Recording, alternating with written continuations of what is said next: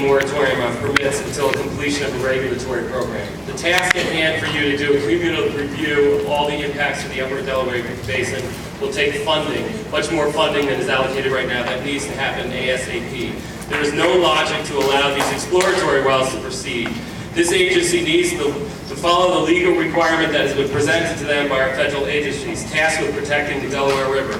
We concur with these letters submitted by the Park Service, the regional directors, the local Park Service, and the U.S. Fish and Wildlife Service.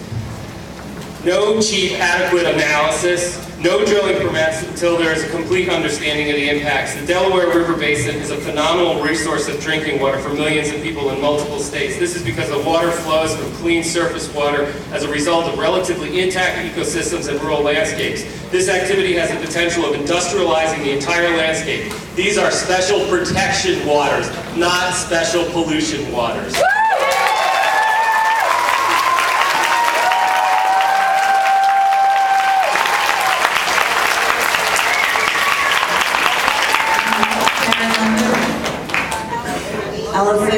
Sorry. I could talk for hours about how upset I am that the DRBC has created a loophole for the 10 or so test wells already issued permits by the PADP. I especially don't understand the reasoning that suggests that just because only a few wells will be drilled, the Delaware River will be protected. Just one accident at the Crum site, a site near me, and a few hundred feet uphill from the Calkins Creek, and only 1.5 miles from the Delaware, would pretty quickly contaminate the river. For instance, with the radon and heavy metals like mercury and arsenic and cadmium found deep underground.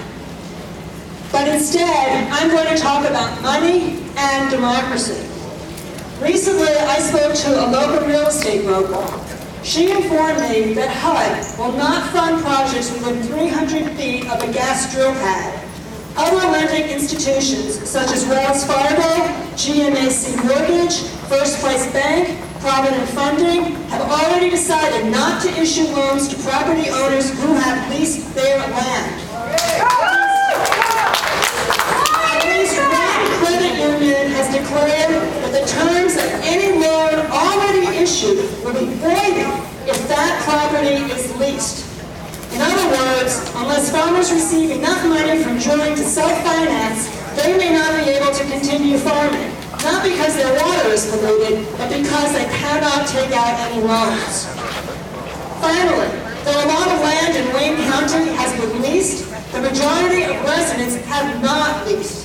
Here we have a case of a few getting rich while the rest suffer. These